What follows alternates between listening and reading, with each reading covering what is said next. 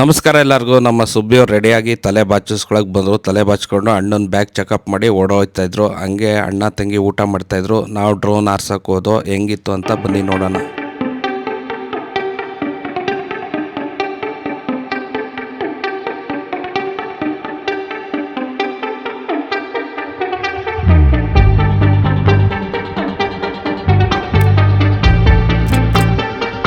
ಬೇಜಾನ್ ದಿವಸ ಆಗೋಗಿತ್ತು ನಮ್ಮ ಏರಿಯಾದ ಕಡೆಗೆ. ಹಂಗೆ ನೋಡಿಕೊಂಡು ಸೋಲಾಪುರದಮ್ಮಂಗೆ ಕೈ ಮುಗಿದು ಸುಂಕದ ಕಟ್ಟೆಯಲ್ಲಿ ಹೋಗಿ ಹೂವು ಎಲ್ಲ ಪರ್ಚೇಸ್ ಮಾಡಿದೆ. ತುಂಬ ಚೆನ್ನಾಗಿತ್ತು. ಮನೆಗೆ ಹೂವು ಪರ್ಚೇಸ್ ಮಾಡಿ ಹೆಲ್ಮೆಟ್ ನೋಡಿಕೊಂಡು ಮನೆಗೆ ಹೂವು ತೊಗೊಬಂದೆ.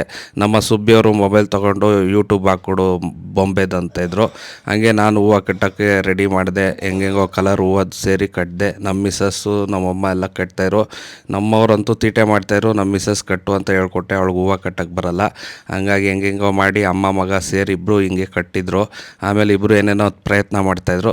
ಅಲ್ಲಿಗೆ ಇವತ್ತಿನ ಕತೆ ಇಷ್ಟೇ ಸ್ನೇಹಿತರೆ. ಹಂಗೆ ಎಲ್ಲರಿಗೂ ಕ್ಷಮೆ ಇರಲಿ. ಎಲ್ಲರಿಗೂ ರಿಟರ್ನ್ ಮೆಸೇಜ್ ಹಾಕಿಲ್ಲ, ನಾಳೆಯಿಂದ ಹಾಕ್ತೀನಂತ. ಇವತ್ತಿನ ಕತೆ ಇಷ್ಟೇ. ನಾಳಿನ ವೀಡಿಯೋದಲ್ಲಿ ಸಿಗೋಣ. ಬಾಯ್.